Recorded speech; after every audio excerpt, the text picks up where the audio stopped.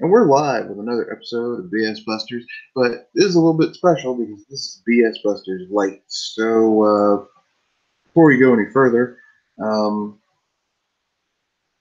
ahead and introduce yourself, Pinky. This is Pinky Don from Video Game Facts, and today we're going to be discussing our lucky moments in gaming. That's right. That's right. These are moments where basically you just kind of you got a lucky break, right? Right. So who wants to go first? Let's see. You did mention an example of a game getting a game early before official release. Recently, I got Super Smash Bros. Ultimate from the Best Buy midnight launch.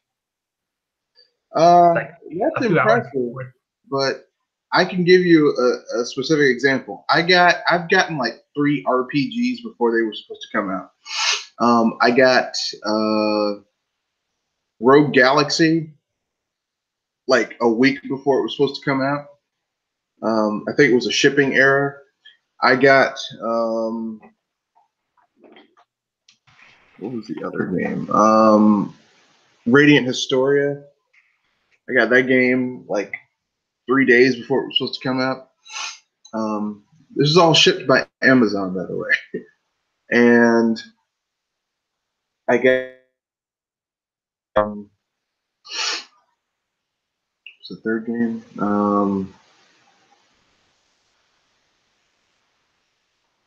I think it was Skies of Arcadia for the GameCube. Like I got a copy of that game like a day before it was supposed to hit street date. So never a Nintendo game. And midnight launches don't necessarily count because, I mean, you know. All right. That's still technically the day of. Well, let's see. The only times where I bought something before their official release are the first two DVD sets of JoJo's Bizarre Adventure. No, there you go. At the Comic-Con. I got let's see what else. This is something that happened recently. I signed up for the Google Stream trial through PC Gamer, and so basically, if you play the game that's there for like an hour, you essentially wind up getting Assassin's Creed Odyssey for free. So yeah, got that game for free. That's kind of a lucky break. I mean, to be fair, Assassin's Creed Odyssey is not that good of a game, but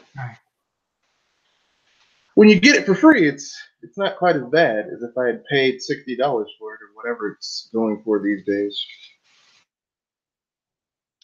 And I guess I could consider a handful of these spirit battles I had in World of Light as lucky breaks, especially the ones that involve where the CPU is unflinchable or unlaunchable, and they just self-destruct.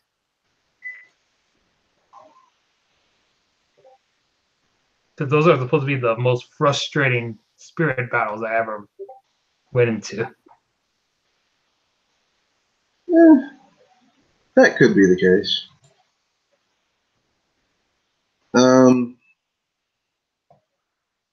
Let's see, what else?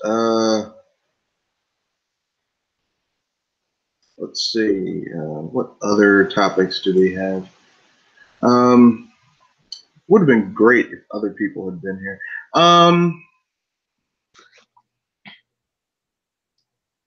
Can talk about well, no, this has happened to me in numerous RPGs where like the rest of my party is dead and like the main character, who is the character you've typically invested a lot of your energy into leveling up and getting them the best equipment, is still alive, and you're just desperately trying to finish off the enemy. Uh-huh. And like you finally finish him off after you have very little life left. That's very you know, Yep. I'm very lucky. very lucky. You're just like, come on, this boss has to die. There's one game that kind of mention on TED though. If you've ever played Breath of Fire 1, the first game on the SNES, because basically enemies in that game, like you have a stat in that game called Guts, where basically your main character, if your Guts is high enough, can take a fatal hit, and then you'll get up and keep on fighting. But almost every damn boss in the game has that same ability. But with you, it's like it may or may not trigger. With the bosses, it always triggers. So basically, like in the beginning of the game, you have no one in your party, so it's just you, and you're facing these bosses where you like the first boss you face in the game. Like, there's no town you can go to in order to get healing items. So basically, you have to conserve your healing items. You can't really get better equipment. Just what you find in the first dungeon. So basically, you have to fight this boss. Like up until this point, you've been struggling just to slugging it out with this boss. If you've done some power leveling, like blow for blow, but by that point, you're probably out of health potions or herbs. You're like, and you're finally like, yes, I finally destroyed this boss's health. Then they get up and keep on fighting. It's like, fuck.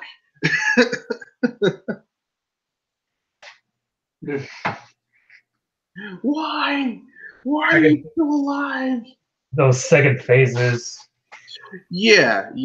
Now they kind of fixed that with Breath of Fire 2, but the first Breath of Fire was notorious for that. Like every boss would basically get up and keep on fighting, which is and the game had to kind of reverse difficulty curve, because basically the beginning of the game is really hard because your party is small, you don't really have really good equipment, but by the end of the game is way too good, because basically your party is ridiculously OP. Plus, you have a character in the game named Karn, who's a thief who comes from a tribe that can fuse with other characters to create new forms. And there's this ultimate form called Anfini, where basically every character fuses together into a giant dragon centaur thing that does massive damage to everything. It's ridiculous.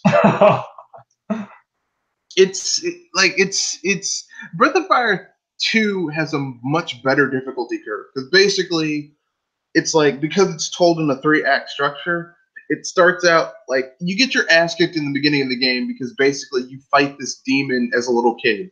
Okay, fair enough, you're gonna get your ass kicked. But then like after that, the game kind of like ebbs and flows with difficulty. Like, well, sometimes it's hard, sometimes it's easy. And then once you have like a boss that's like, okay, this guy's kind of tough. But and then once the act is over, it starts all over again. But you always kind of feel like your character's becoming more powerful, you're becoming more dangerous. Enemies are easier to take, bosses are easier to defeat. But the second one is just ridiculous. It's the first game was just not very well made. Anything you'd like to add before we move on to the next set of topics? Let's see. Let me think of something else.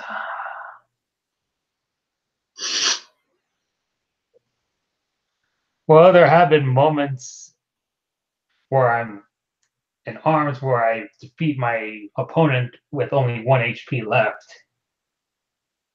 Yeah, there you go. There's your lucky strike. Is there a character you find yourself being in that situation more often than not with? I usually use Kid Cobra, Twintel, Max Brass, and Misango. Hmm. Oh yeah, and Min Min too.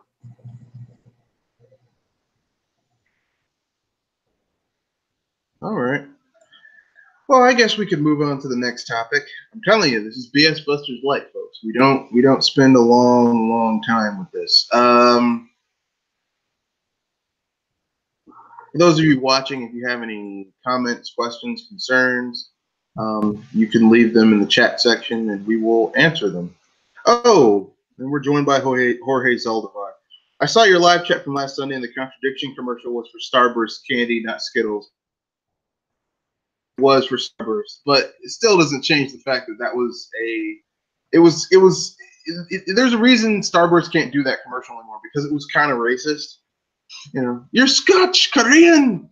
That is a walking contradiction. Well, not really. What was the most disappointing reveal at E3 2018 for you? I was a bit disappointed when the game was revealed to be another Bandai fighter. I want a Namco platformer, Pac-Man platformer. I'll let you answer that question first. Let's see, my most disappointing trailer reveal for E3 2018. There were so many bad moments over there that I yeah, can't think of which one's the worst. E3 2018 was kind of how can I put this nicely?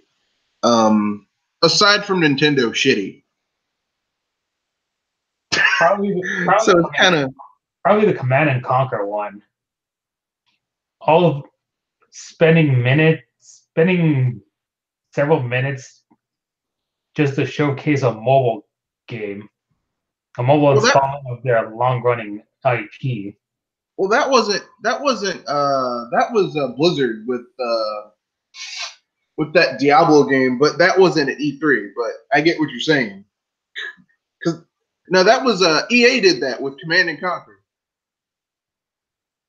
They're like, we're bringing back Command and Conquer, and the PC fans were like, yeah. They were like, it's a mobile game. They were like, fuck you.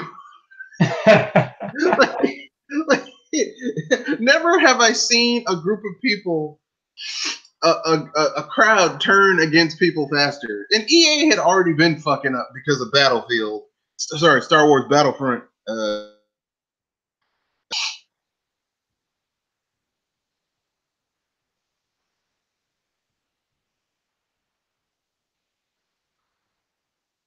But what can you say? Let's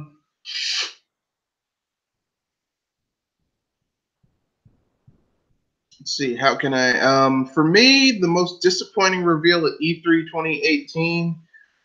It's kind of hard because E3 2018 was not really that memorable for me. Like most of it was just really okay. But for me, the most disappointing reveal of E3 2018 was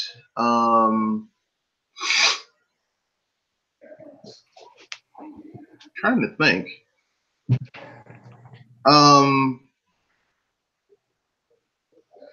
Well, just Microsoft's entire press conference. It was just a waste of time because they had nothing to show except shit that we already knew was coming out. Yeah.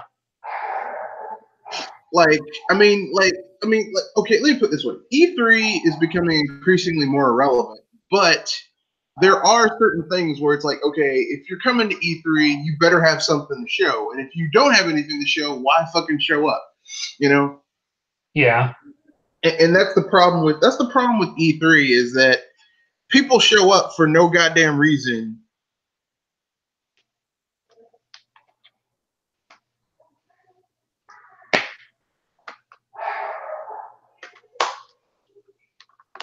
So Jorge Zaldivar has another question. Is there a chance that any arcade game will be revealed in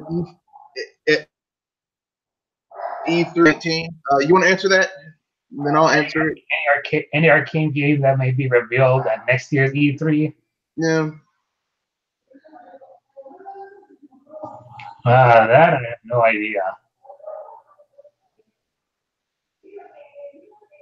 Considering that, arcade games aren't as relevant as they used to be. How can I put this? I mean, it's possible. I think if you're going to see an arcade game, you're going to see it from either, I mean, the possibility of there being an arcade port of Soul Calibur 6 next year being shown at E3, that could happen. Capcom doing another arcade game release could happen as well. Probably The thing is that probably an arcade port of the recent Mortal Kombat games. the paradigm has shifted. Like back in the day, most games would come out on, like, especially fighting games, racing games, they would come out on arcade first, and then they would be ported to home console with shit taken out.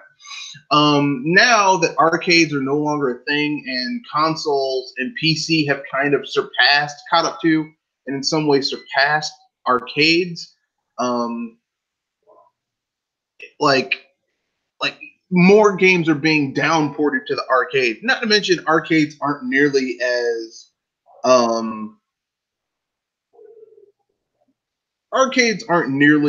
profitable as they used to be back in the day, just because, I mean, when you look at Sega, Sega is the snake that ate its own tail, because Sega made their money off of putting, basically, the vast majority of their money came from their arcade games, and then they were like, well, we're going to port the arcade games to home console. Well, the only way that's profitable is if you have a home console that is selling gangbusters. And the thing is that no one ever wants to admit about Sega is that the only home console that they ever had that sold gangbusters was the Sega Genesis. Every console after that was kind of like a commercial failure for Sega. The Sega Saturn wasn't like this. Basically, aside from the Sega Genesis, the 32X, the CD add-on, those flopped. The 32X, the Saturn was commercially successful in Japan, but everywhere else it failed. And the Dreamcast would have been, but Sega at that point had just fucked up too much. So they had to leave the market. So, we're going to bring arcade games. It's like, yeah, but Nintendo had figured this out years ago. You can't just port arcade shit to your home console. Home console games need to be different than what you have in the arcade. They need to offer either more or a different experience, because it becomes the snake eating its own tail. Which is sad, but what are you going to do,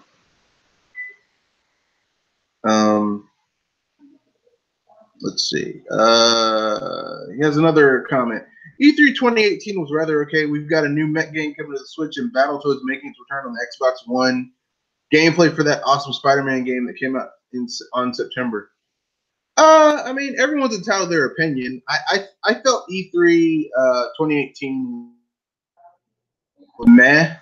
Aside from Nintendo, which, I mean, Nintendo has had pretty good E3 showings for most of the 8th gen, and even the 7th gen to an extent. The mech game coming to the Switch looked cool, yeah, but I'm taking the Nintendo stuff off the table. The Battletoads game looked cool until I realized that, aside from Rare's name being slapped on it, it's Rare IP, Rare isn't making the game. Which, I mean, seeing how shitty Rare is these days, I don't want them making a Battletoads game. And yeah, that Spider-Man game looked cool, and then I played it and I realized this is basically just a better version of Spider-Man 2 from the GameCube. That's basically what it is. I mean, well, because people wanted more like Spider-Man 2's gameplay. Well, I mean, the problem is that play the game, which I have. It's okay.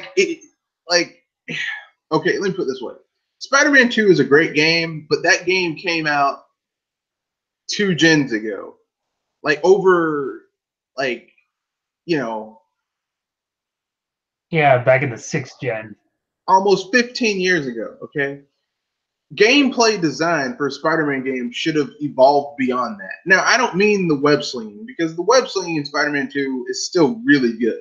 If you copy that, that's good. But the combat is basically just an updated version of the shit that they were doing in Spider-Man 2. And the combat was the weakest part of Spider-Man 2, really.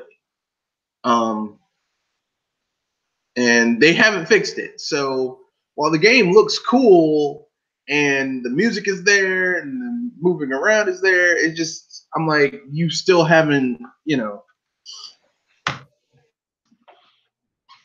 like, they should call that game Insomniac's Amazing Spider-Man 2, because that's what it was. It was Spider-Man 2. And he says, I love the Tokyo Game Show because they do such a great job. Eh, I mean, TGS is okay. The problem with TGS is that like 75% of the games shown at TGS will never come to America. And if they do, it'll be like they're gonna be ultra niche or not really. Like by the time they come over, it'll be too late. You know what I mean? Yeah, just like Mother 3. It came out. The game came out too late when the DS already came out. Yeah, but that's not the reason Mother 3, like, the reason Mother 3, like, if Nintendo could localize Mother 3 and bring it over, even if it was just digitally, they could do it. They don't want to. It has nothing to do with, they just don't want to. But that's a nice segue that I'll save for later, because I have an idea to make Mother into a big thing. But I'm not gonna. Yeah, for me, TGS is not like TGS for me, like E3, like, because the thing is, TGS is for Japan, because much like E3 here in America, like the things you really care about, they could just do their own thing. Like, there's no need to have this big presentation in Tokyo. You know what I mean? Yeah. So whatever. And you're seeing more of that. Like, you're seeing like Square Enix, Sega, they do their own live streams and shit. It's like, who fucking needs TGS? Shit. The reason I asked arcade games at E3 is that PlayStation's not showing it next year's E3. Yeah, well, that means Microsoft and Sony can have a run. I mean, Microsoft and Nintendo can have a run. Although Microsoft will probably not show much of anything either. Even though they keep on, like, Microsoft keeps on saying, no, really, we're doing really well. If you were doing that well, then why did Nintendo kick everyone's ass for the last 21 months? Just ass kicking, just continuous ass kicking in terms of console sales and revenue generated off of their console. So yeah, I don't think that Xbox One is doing as well as people would have you believe. I think that's bullshit. That people keep on sprouting out, that Microsoft keeps on spouting out, because they know they got nothing.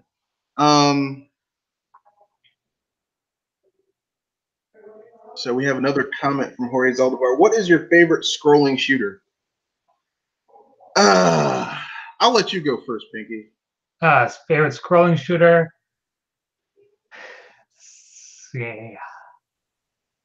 Would Galaga count as one? Yeah, you can do Galaga. Yeah, probably Galaga or Gradius. Or Gradius. It depends. For me, it depends. I like Gradius. And I also like R-Type. Um, I know, but mostly because those are on the Super Nintendo, and at the time, I only had one console, and all I had was a Super Nintendo. As I got older, I played the Sega games that I normally wouldn't have had access to, and those are good. But for some reason, I just really like R-Type.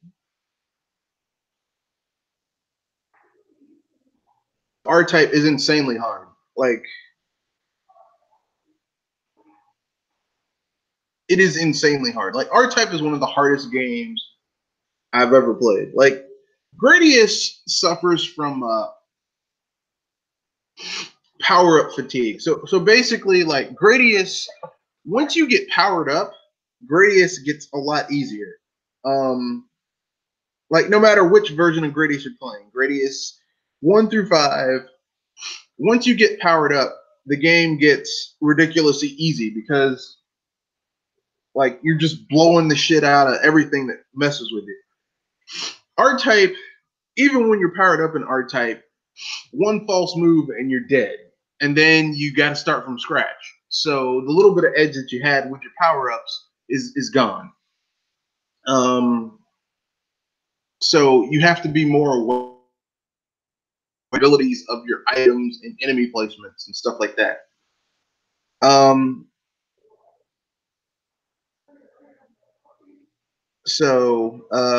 Irem, yeah, Irem. I think Irem makes mobile games now. The last game I played from them was Steambot Chronicles for the PS2. It was basically like GTA, except instead of cars, you had these mechs called Trapmobiles. I actually like that game. Okay, then let's. I think we've waxed poetic long enough about E3. Let's see. So earlier you said that Mother 3 was kind of not handled well. Well, an example.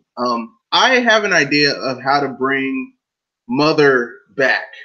To do a Mother 3 that will get people an Earthbound game that would actually get people back involved in the franchise, that wouldn't require Shigesato Itoi to work on it. And it is.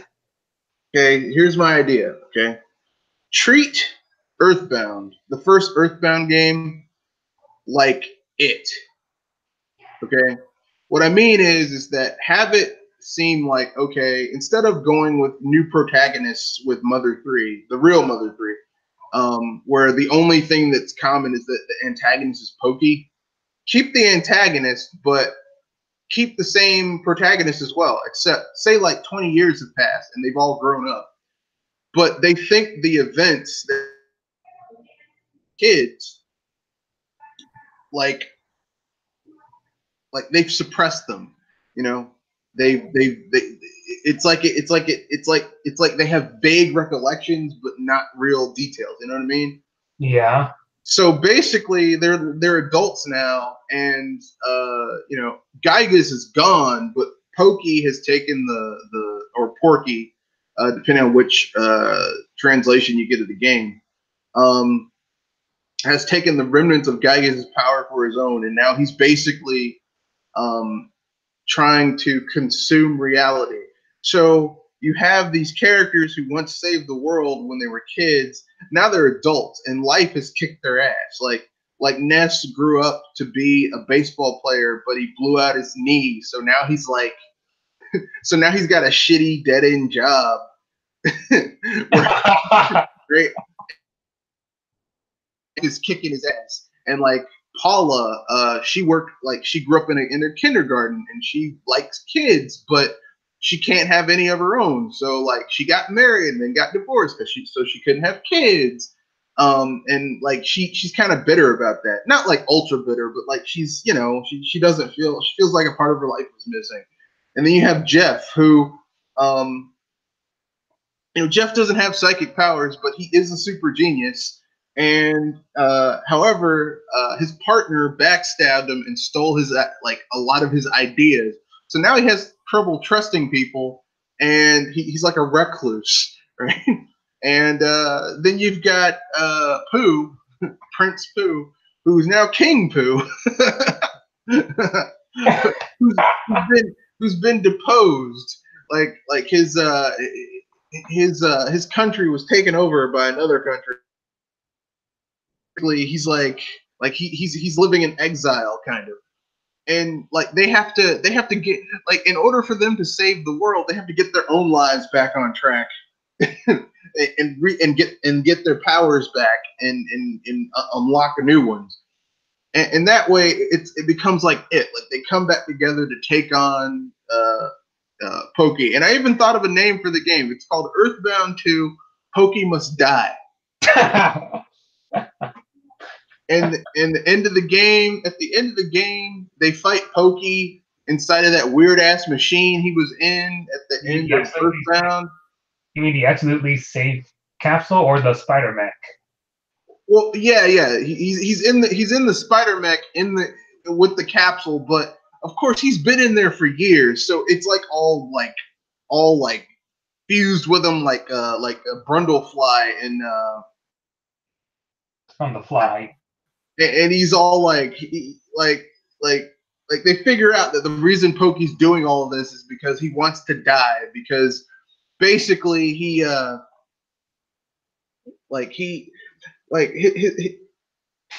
basically he's consumed in misery, because basically he's transcended time and he's just been suffering for an eternity and he wants it to end. And he got together the only people who could hopefully put him out of his misery.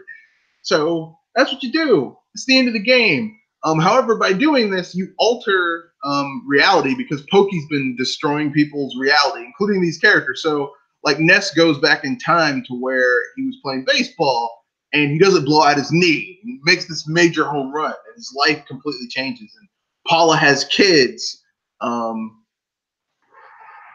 And Jeff becomes married to Ness, and Pooh doesn't get deposed. And Jeff, well, I mean, Jeff's inventions don't get stolen, and he opens a huge company with Orange Kid and Apple Kid, and he's loading,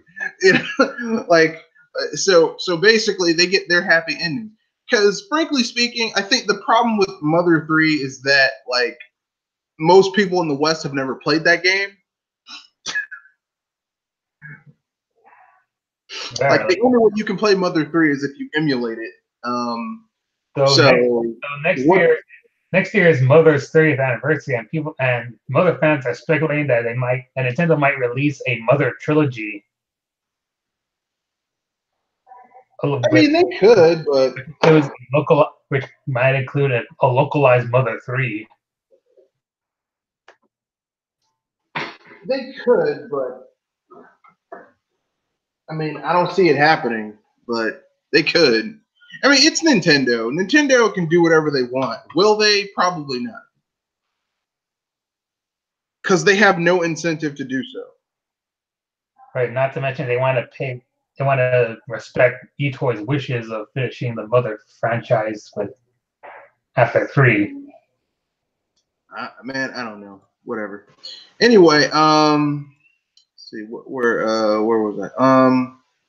Why not a reimagining of the entire Mother franchise with Ness as the main character, and he meets Lucas through a mysterious time rift, and the true father of Gygas is the bad guy? Well, Gygas in the first, Gygas is in 2 of the Earthbound games. In Mother 0, or the first Earthbound game, Gygas is the character, and in Mother 3, Gygas is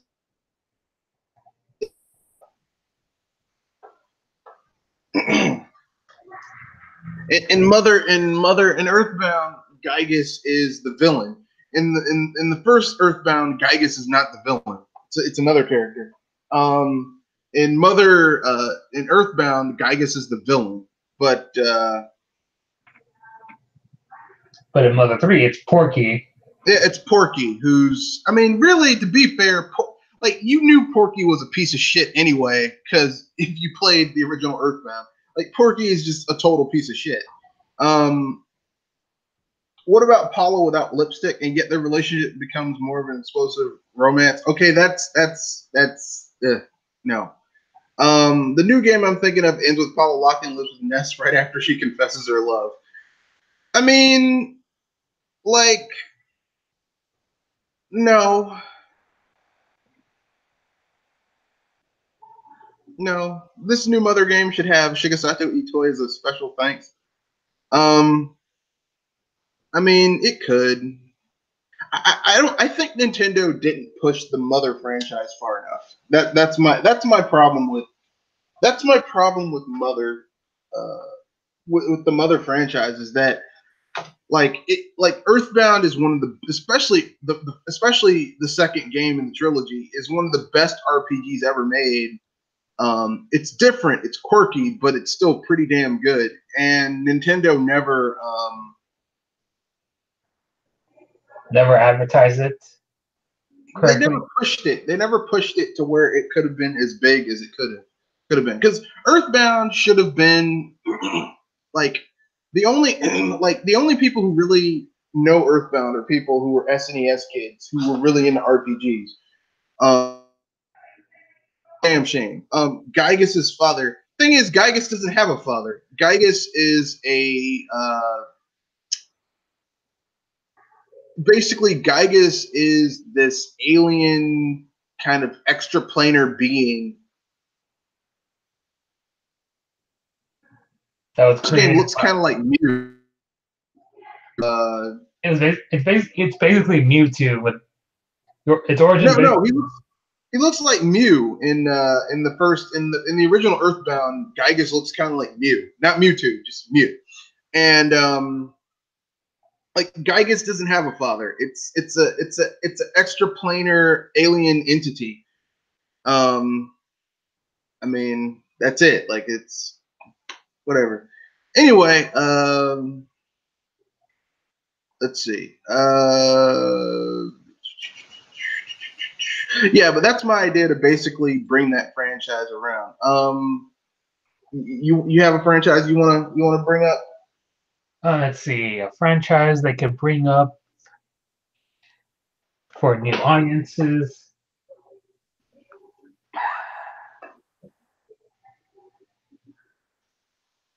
First thing that comes to my mind is some old franchises I grew up with that haven't been relevant for a long time, like Rampage, Clay Fighters. Uh-huh.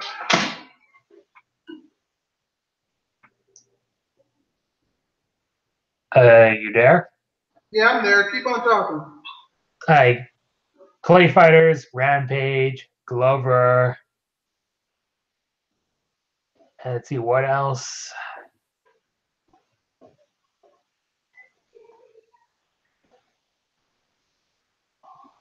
Probably Croc.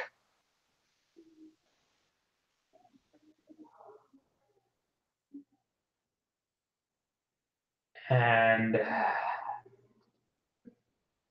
the Carnivores games, which is essentially a first person hunting game where you hunt dinosaurs in a different planet.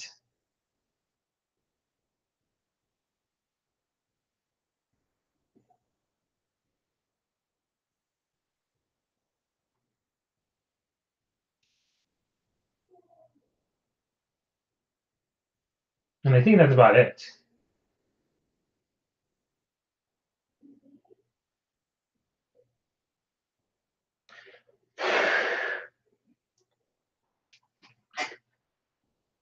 So I guess I should start out with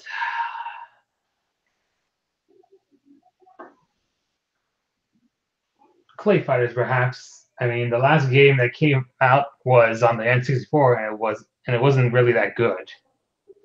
Uh, 3 3/3. Yeah, Clay Fighter 3 is not that bad. It's not good. The thing is that Clay Fighter really excels when it's in a 2D format, and when they tried to go 3D up, you know. well, the environment was 3D. It's just that the fighters themselves were 2D, where Clay made it. Yeah, I'm saying that like they should have kept it as being closer to its original format. And when they tried to go, we're gonna make it cool. Look at this. It's on a 3D forum. Like I think maybe Clay Fighters, if they could have skipped that 5th gen installment and gone with a 6th gen installment, it probably would have been a better game. And due to the and because of Kirby and the Kirby and the Rainbow Curse, Canvas Curse. No, it was Rainbow Curse for the Wii U. Yeah, you're It, right. it, Yeah, that was the one that had like that claymation visuals and shit. yeah, it shows that claymation visuals can work on a video game. I got something. How about they make a Legend of Zelda, a paper Legend of Zelda game, a paper Legend of Zelda, kind of like Paper Mario, except Yeah. instead of paper, they use that claymation engine, so it looks like the game is made out of clay. Oh, you mean like those old Zelda commercials in Japan? Well, I wasn't aware of the old Zelda commercials in Japan. I'm just saying that would be a neat art style to do a 2D Legend of Zelda game. Because the thing is like if you played Legend of Zelda, Link's Awakening, Oracle of Ages, and Oracle Seasons, there are levels where like it's like a 2D platformer where you're in the dungeon and you're solving puzzles and it's a 2D platformer. So why not just take the rag off the bush and do it like that?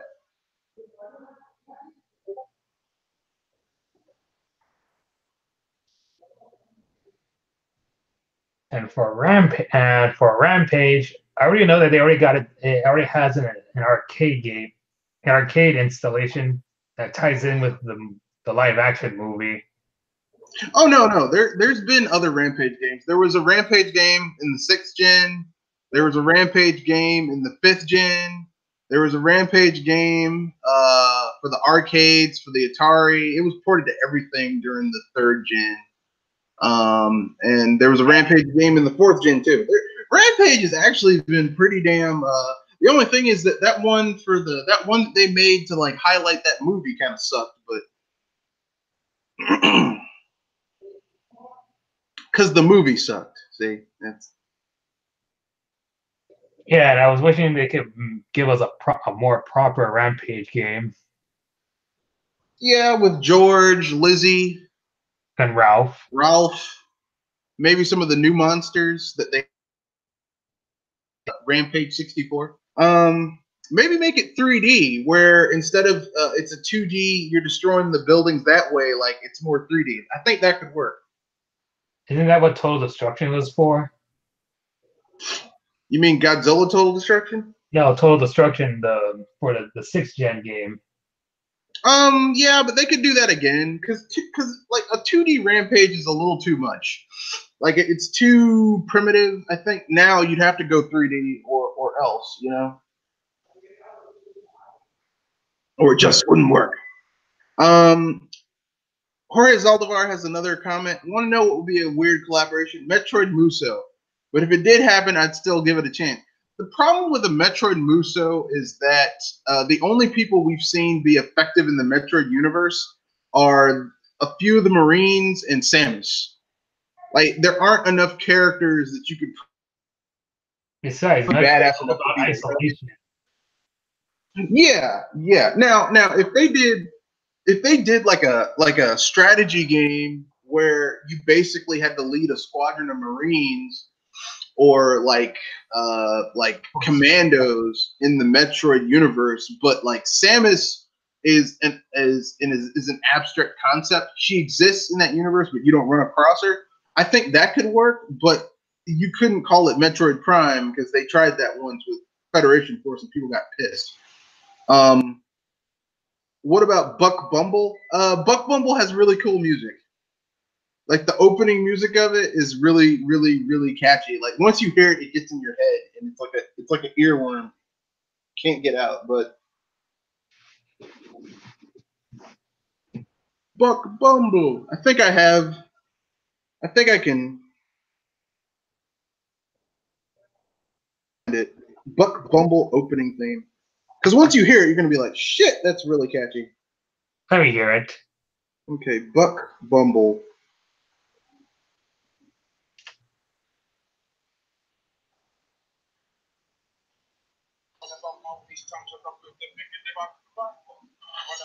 It's time to rock with the biggity bump, bump, bump, bump to the bump to the bump to the bass. I might have heard this before. Bump to the bump to the bump to the bass. Bump to the bump to the bump. Yeah. That's the opening theme. Like back in the day, all that stuff had really cool stuff. It would like basically if your game had really good music, we could forgive a lot of stuff back in the day. See, now it's different. Like now, what they try to use to cover up a shitty game now are graphics. Back in the day, like they used music or gameplay concepts, shit like.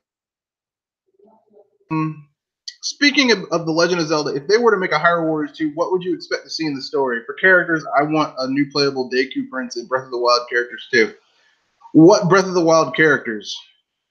Like the four champions. I'm gonna keep it real. If they did a Hyrule, I don't want a Hyrule Warriors 2. But if they did do a Hyrule Warriors 2, we've done the Ganon storyline. I would want something different. I would want a storyline that is entirely original and doesn't involve Ganon. Like maybe they could do a map that's Link's Awakening.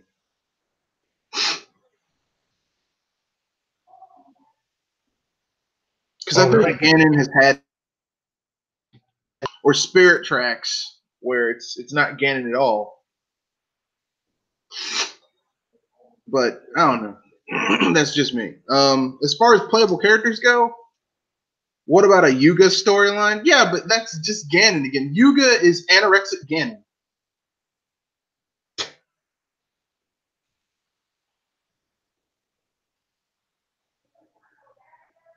Basically. Or what about a Majora's Mask? Yeah, that'd be cool. Majora's Mask would be cool. As a matter of fact, why don't you give us a Majora's Mask game that's like that tells about how the great deity defeated Majora. Sorry, the fierce deity defeated Majora. I mean, that'd be an interesting story to tell.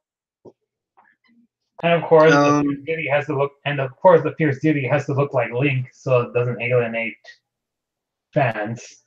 Well, no, the fierce deity, like Link wears that mask and it fuses with him, but we don't know what the fierce deity looks like. What we do know is that it's pretty damn badass. Vati and Varen. Yeah, I was about to say Oracle of Ages and Oracle of Seasons, but ultimately those two games are about resurrecting Ganon. And the problem is that I want to get away from Ganon all the time. I like Ganon. He's a great character, but there's so much other cool lore in Legend of Zelda. Yeah, but we have to keep Ganon relevant so that way he won't get cut in the next Smash Brothers game. Ganon will always be relevant. Ganon has been in Smash Brothers since the beginning. He will continue to be there. Or how about Wizrow getting his revenge and having a colossal Octorok as his true? I mean, I'm not really down with that. Like, my problem with Hyrule Warriors is that they stretched way too much to make certain irrelevant characters relevant. When it's like, you don't really matter. You mean nothing here. And a lot of it was fan service. And the thing is that The Legend of Zelda, like Metroid, is about a person's journey, that sole character's journey to do some cool shit.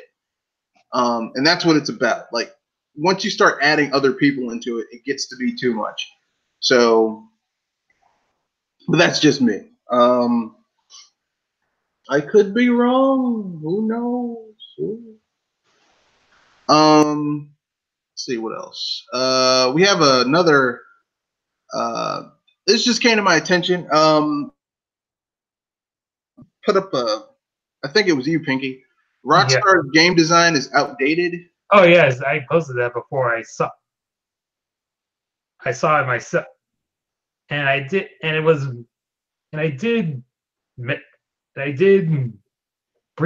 vaguely mention you on the article, because it goes over, since the video favors open world games that you can do whatever you want rather than a linear forced storyline. I think you have to strike that balance between the two, because basically if the game is too open, it becomes like Breath of the Wild. And I know a lot of people love Breath of the Wild, but the problem with Breath of the Wild is that it's so open that your sense of character progression is forced, and in some cases broken.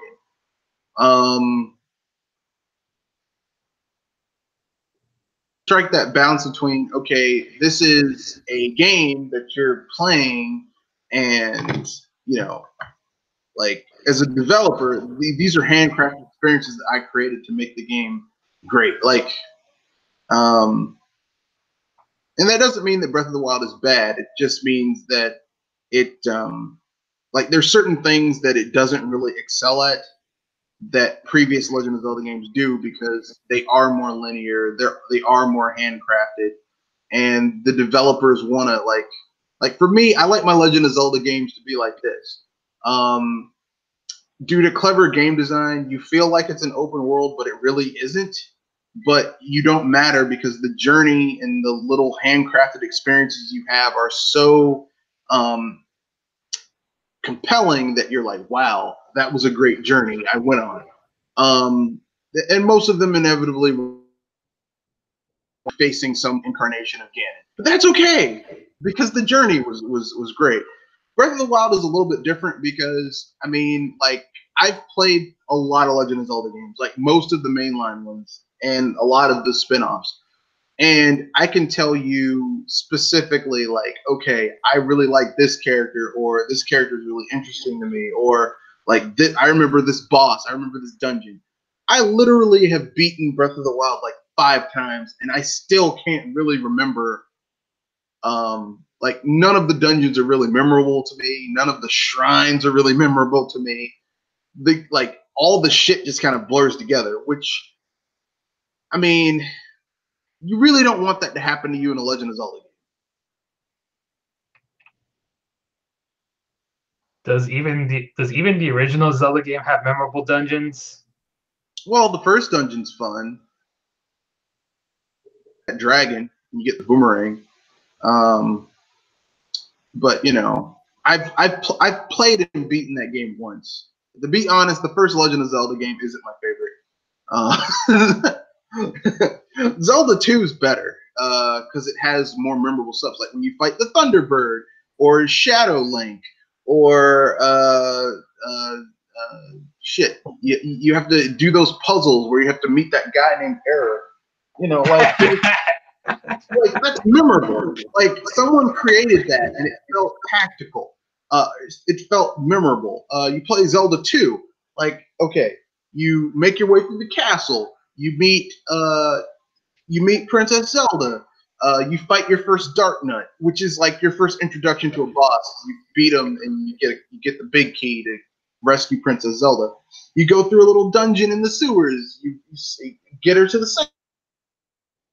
And then you go to the adventure proper, and you go to get the Master Sword. But in order for you to get the Master Sword, you have to get the 3 pendants. So you go to the Eastern Fortress, where you fight these 8 giant Armo statues, and then you go to the Great Desert, and you wind up fighting these sandworms.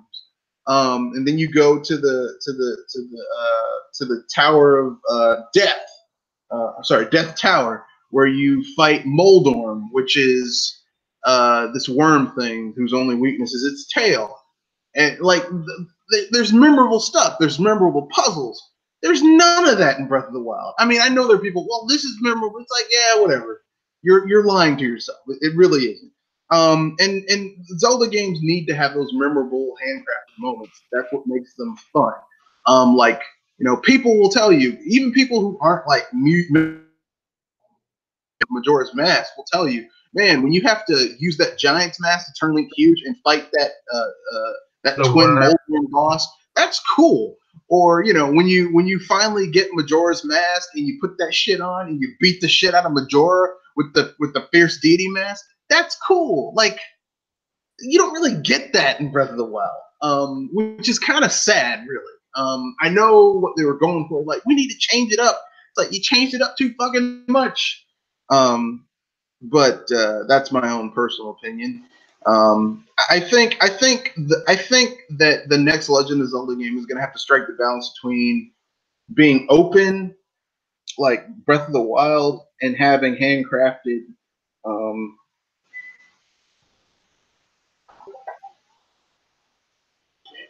stuff. Please give us dungeons with actual items and equipment that you can use that doesn't.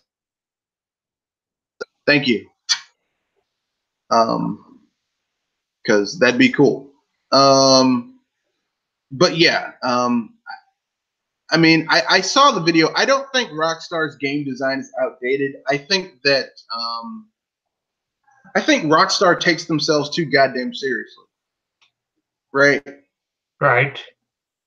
Like, I think their games, I think they're way too like, well, we're gonna tell this narrative, this interesting narrative. It's like, yeah, previous Rockstar games have had good narratives, but at the end of the day, it's a game, and people need to have fun, you know? Correct. And that's where Rockstar kind of fucks up a little bit.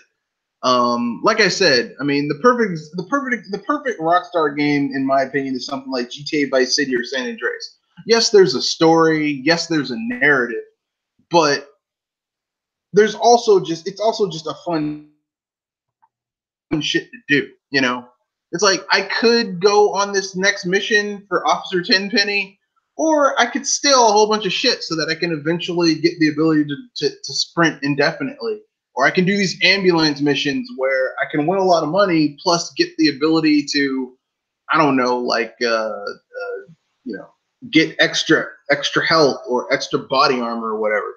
So it's like, you know, for me, that's what makes a open world game fun, is that there's a story, but there's also like cool shit to do, and the world feels like it's alive, like there's shit going on. You know. Jorge Zaldivar has another comment. In the Discus anime related channel, I typed up an idea for a Bleach Muso game for a discussion. Why not check it out? Sorry, but we don't read articles from the anime related from other Discus channels. I mean that's cool, Jorge. I'm not to be honest with you, I'm not the biggest Bleach fan. I like the fights, but I'm not like really into the anime that much, or the manga, or manga, depending on how you want to say it. Now I'll tell you, I'm not into Bleach either. I mean, Bleach isn't terrible. I'm just not like ultra into it. I will tell you I'll tell you what would be a good Muso. It's not based on a particular manga, but on an artist's work. Rumiko Takahashi. She did Urusei Yatsura, aka Lum. She did Ranma Half, and she also did Inuyasha. She has another one that she's doing, but it's not nearly as popular as those four. Are you suggesting an Inuyasha Mosu game? Rumiko Takahashi Muso game, where basically you take her most popular works and combine them into one big Muso game. So for some reason you have Lum, Urusei Yatsura, Ranma Half, because Ranma would really work because there's so many fucking characters in Ranma. Like there's Hapasai, who's evil, whose own students trapped him in a cave and then bombarded it and then blew up the entrance and hoped that he'd never escaped. There's Moose, there's Shampoo, there's Ryoga, who turns into a little pig. There's Genma Saotome, Ranma's father, who turns into a panda. There's Ranma, who, when he gets splashed with cold water, turns into a busty 15-year-old girl. There's Akane Tendo, Ranma's fiance. There's so many characters in Ranma Half. So you could totally do a Muso game with those characters. And Inuyasha could also work. Inuyasha has a lot of characters, but like most people are going to want to play as Inuyasha, Sesshomaru, maybe one of the Naraku characters would be a playable character. Maybe as a joke character, you could have the Demon Smith who made Inuyasha's father's sword, because he's kind of a joke character. Moroku, the pervert Congo.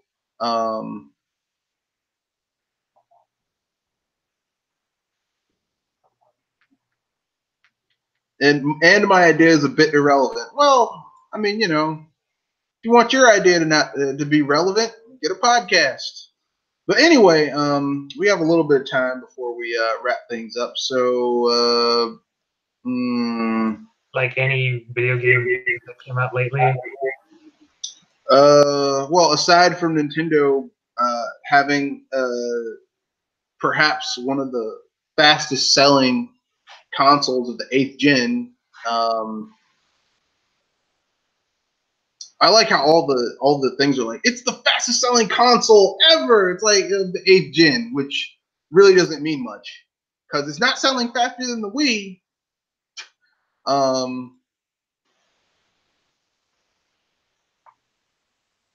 That's pretty good. Yeah, I like the console. I mean, that's some news. Anything you want to pimp out before we wrap things up?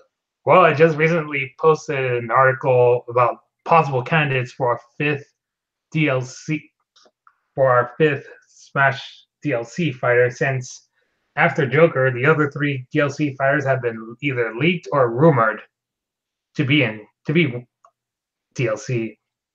And those 3 DLC characters are Erdrick from Dragon Quest, Steve from Minecraft, and possibly Lloyd Irving from the Tales of series, leaving the 5th and final character a complete mystery. So I'm trying to make a list of possible characters who could be that 5th character. Well, I could see Lloyd Irving. I could see I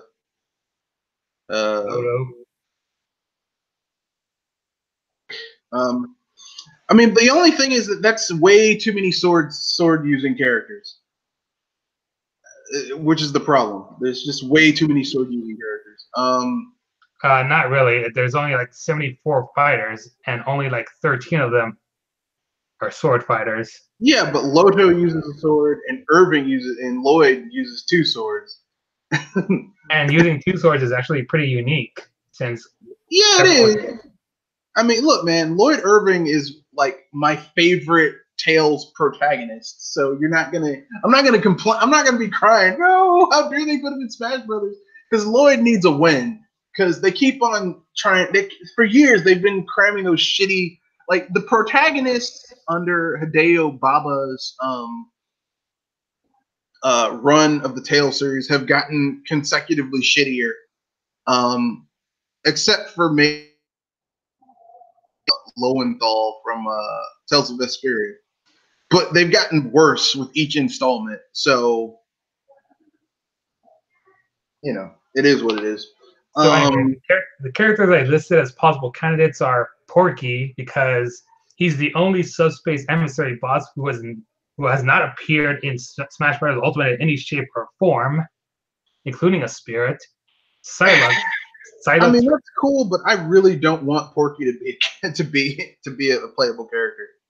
Psylocke from the Metroid series, because he's the only hunter for the Metroid Prime Hunter from Metroid Prime Hunters who hasn't gotten a spirit yet, and people are already assuming him to be our quote unquote shield character for an upcoming 2019 Nintendo game.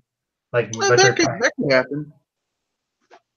The next character is Poochie of all characters, because we do have a spirit of his Yarn incarnation, but not his regular incarnation. It's Poochie.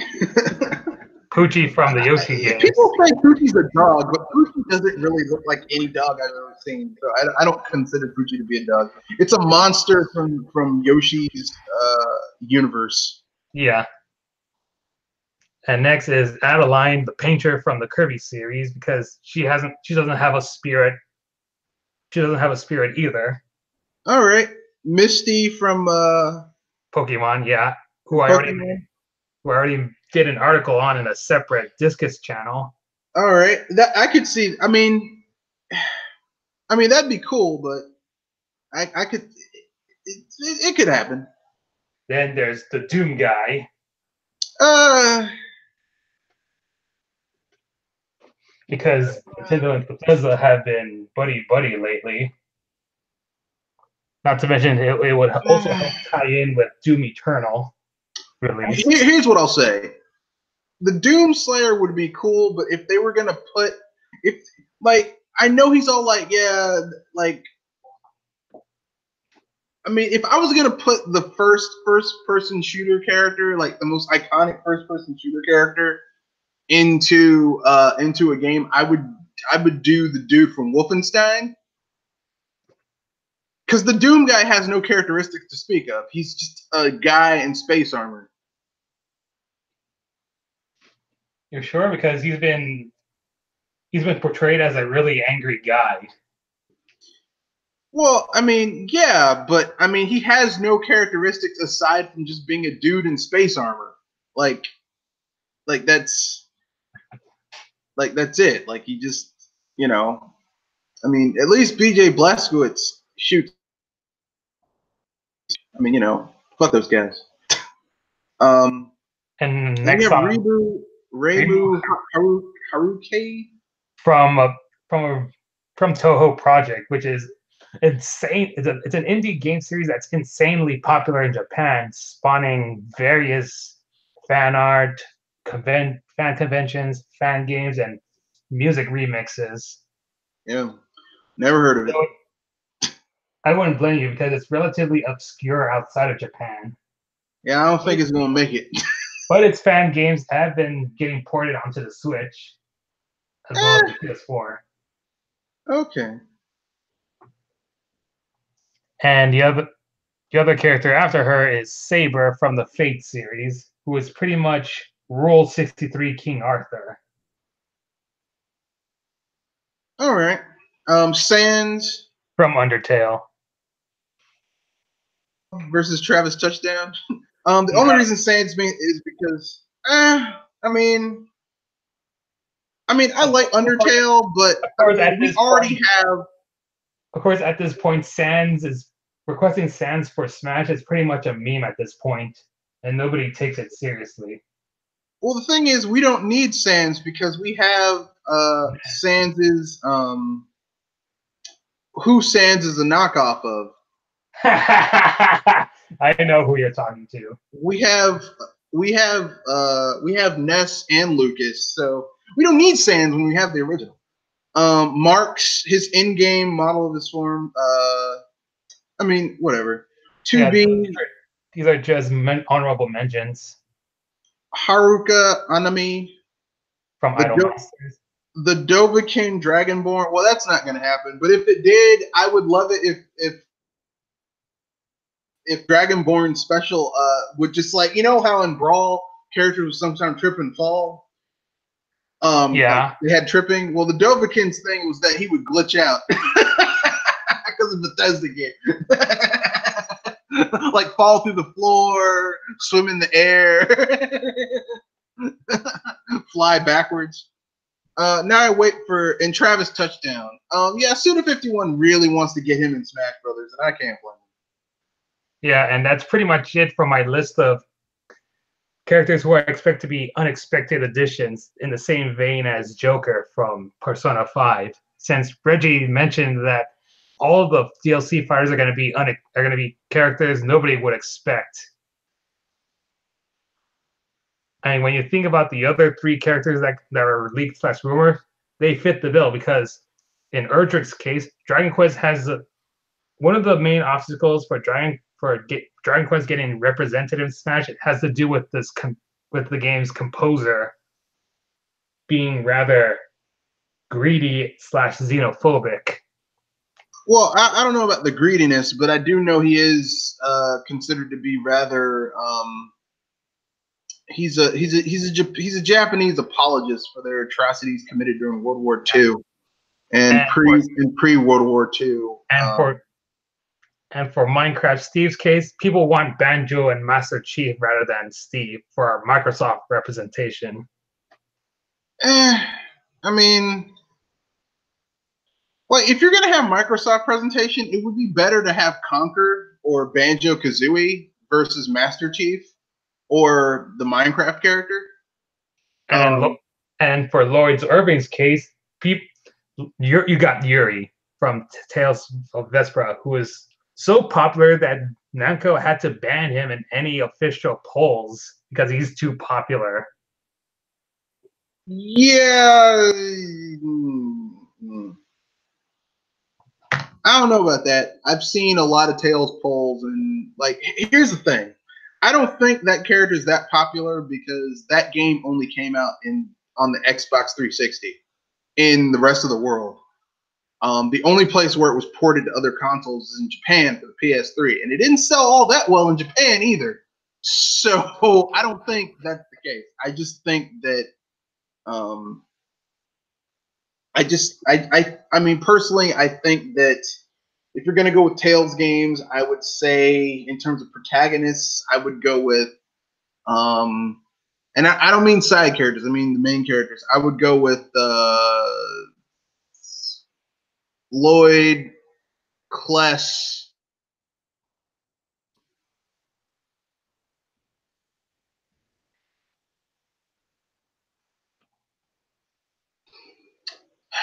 I don't know. There was like a ton of like the Tales games have their ups. Those are like two of my favorite protagonists. I don't know if Yuri's badass or not because I haven't played that game in a long time. That's the end of it. Let's. Anything else you want to pimp out before we wrap things up? Nope, I got nothing. All right. This is Mr. Red Fox signing off. Thank you for joining BS Busters. For watching. Remember, rate, comment, share, subscribe. Oh, we have some more comments from Jorge. What about Jude from Tales of Zillia? Yeah, I didn't like Jude from. I didn't like Tales of Zillia, and I didn't like Jude from Tales of Zillia, or Mia Maxwell from Tales of Zillia too. I didn't like Tales of Zillia. It was not that good of a game. Appearance in Star Allies. I always wanted to play as Adeline in Smash. I mean, she can paint shit. That's her cool thing. Why not have the slime as the Dragon Quest rep? That'd be cool.